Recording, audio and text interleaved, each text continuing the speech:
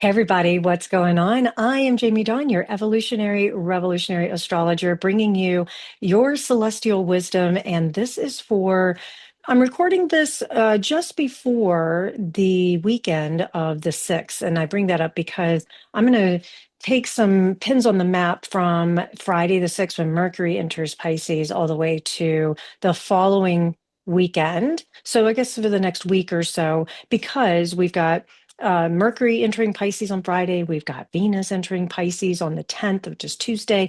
And then, of course, the big talk of the town, another fire energy here with Saturn moving into Aries up to where it will stay for about 2.5 years. That happens on the 14th. So some pins there on the map. But I just want to share a quick personal thing that's going on. I am finding myself over the last 24, 48 hours really honing in. I'm not a big news person. I tend to use it as a spiritual practice for me.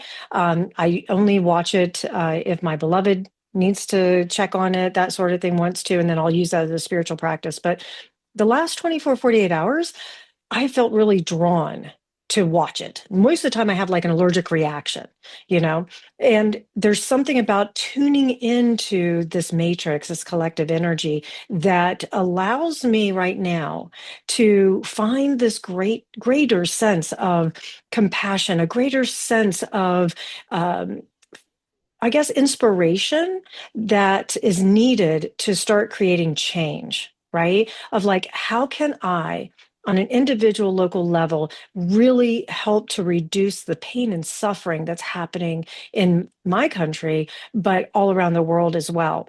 And I would say that's a very Neptune in Aries kind of mindset and feeling. And I have a feeling that Saturn in Aries is also going to push some of that out as well. And then you add in this Piscean energy that I'll talk about, where there's compassion and empathy, which is what we need so much of. That also is becoming really dominant. And I was talking to my daughter. You guys, if you watch my channel, you know that we had our podcast. We did some episodes on. But I was talking to her earlier today, and we were like, look, the organization or the group isn't necessarily the problem, but the method and the way that something is being translated or enforced, that is the issue. And that's what has to change. And there's some real systemic issues that continue to come up that we need those of us who are willing to speak out, who are willing to support the goodness of the collective and the goodness of others. We are needed more than ever. So I guess I use this as a platform in a way of saying, if you have an energetic practice, if you have influence in your community, if you have influence in any sort of way, then use it, please, to help create the lessening of suffering. Because I hate to say it, I think it's going to continue to get worse before it gets better.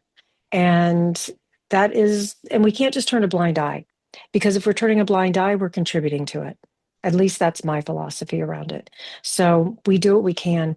I had a conversation with someone the other day that I needed help on a website, their website. And this individual was very terse and talking over me and wasn't really that helpful. And I watched myself fall into the trap of wanting to create a situation where I could coach or train her on better customer service. Because quite frankly, the way she was talking to me didn't bode well for a good customer service. And I stopped and I paused and I dropped into my heart space and I was like, you know what? I can course correct without it being condescending, because that's my tendency when I get triggered. And one of my pet peeves is bad customer service. And I asked myself, what I'm about to say next and how I say it, is it going to contribute to the betterment of, or the energetic betterment of the conversation? Her methodology may not be appropriate, but if I can soften instead of get tense, then, and I can open and I can gently ask questions and gently offer some suggestions and things like that, then, and feedback, then she can open as well and soften, and she did. So it's a small example, but I'm just saying that that is how we can influence the energetic field.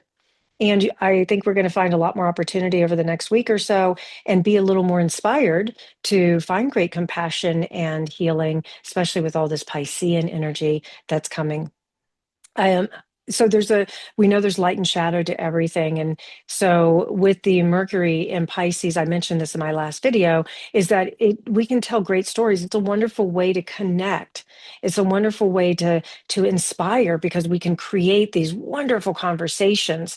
But we have to watch out that we don't overinflate to the point of deception and then people feel duped or trust is broken, that sort of thing. So just watch that, especially because come Valentine's Day, February 14th, with Saturn moving into passionate, fiery, impulsive Aries, and we're going to have a trine with Jupiter and Mercury. Jupiter's in Cancer right now, and Mercury in Pisces.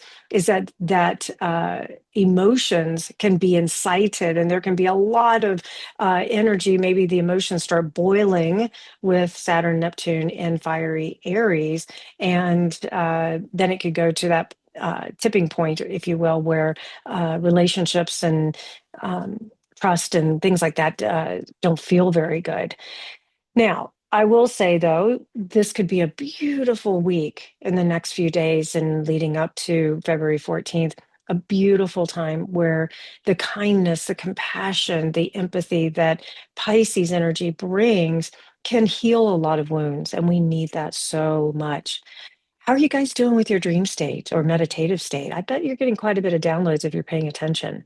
You know, my dream state was interrupted last night with a disturbance in the neighborhood. I actually heard two gunshots, and it was unfortunate because what it was a domestic violence, and the SWAT was called, and I mean, it was a bit of a hullabaloo uh, last night, but let's just say in those moments that gives me an opportunity to practice something like Tonglen or Honoponopono, grounding. We've got tools, we've got skills, we want to use them.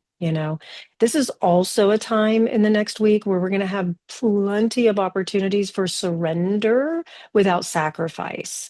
And I say that because the Piscean energy may find us giving away too much to the point where we're sacrificing. So we want to surrender to the things that we have no control over. And that way it doesn't create this block, if you will, or energetic issues within us. But we have to be careful that we're not sacrificing things like healthy boundaries, that we're not over giving to the point where we get exhausted. Because what happens when we're exhausted or burnt out, then we get resentful, right? And we go down that path. So these are some things that we're going to have to pay attention to. I think the other thing too is we're going to be with Venus in Pisces when she moves into Pisces on the 10th. For the next couple of weeks, we're going to probably feel a little more emotional attunement in our relationships and this deeper spiritual connection. That's what we're looking for. Maybe some of our relationships have been too surfacey or too, heady, if you will, especially in the Aquarian nature. And now we want to not necessarily go deeper. We want to connect, and we want to have these transcendental experiences, if you will, where maybe we connect without speaking. Maybe words aren't necessary, and more telepathy, and it's really more of the emotional attunement, where it's like you look at someone and you sense inside of you, oh, they could use a hug, or oh, they could use an encouraging word, right? Things like that. I would also say that we will probably get some beautiful news from someone that we're in relationship with. Maybe there's a declaration of love. There's more of the sense of, hey, are we really doing this? Can I really trust, and can I really accept that this relationship is going to last? And like I say, there can be some beautiful stories that get painted, a lot of future thinking and saying, you know what, I'd like to talk about us moving in together, or I'd like to talk about marriage, or, starting a family or adding to it, whatever. So there's a lot of that energy that's coming and that's here. I will also say on a personal note, I'm very excited. This is a bit of Piscean energy as well, where I'm going to travel back east and surprise my son for his 30th birthday. Happy birthday to my son. And get to meet my new grandson. So I'm very excited about that. And it's just a quick trip, but it's an important one. This is his 30th. So, um, yeah, what else? I want to check in on you guys and just see how you're doing, you know? So please feel free to comment, like, share, whatever it might be. I also thank you. I'm listening. Spirit is offering also that some things we want to pay attention to is that even though we may be working with the human experiences and having our own individual things, let's not forget that everything is so connected. So what we do for ourselves, we're also doing for Mother Earth. We're doing for the collective. We're transcending. We're doing it for the universal, multiversal energies as well. So be prepared. I'm still going to say this. Be prepared in the next year or two when we have our wonderful alien reveal. Very excited about that one. Um, so yeah, here's some other pins on the map. All right, you guys, I hope that this helps. Please come find me at One to Listen, jamiedawn.com, and I am looking forward to working with you. Have a wonderful week.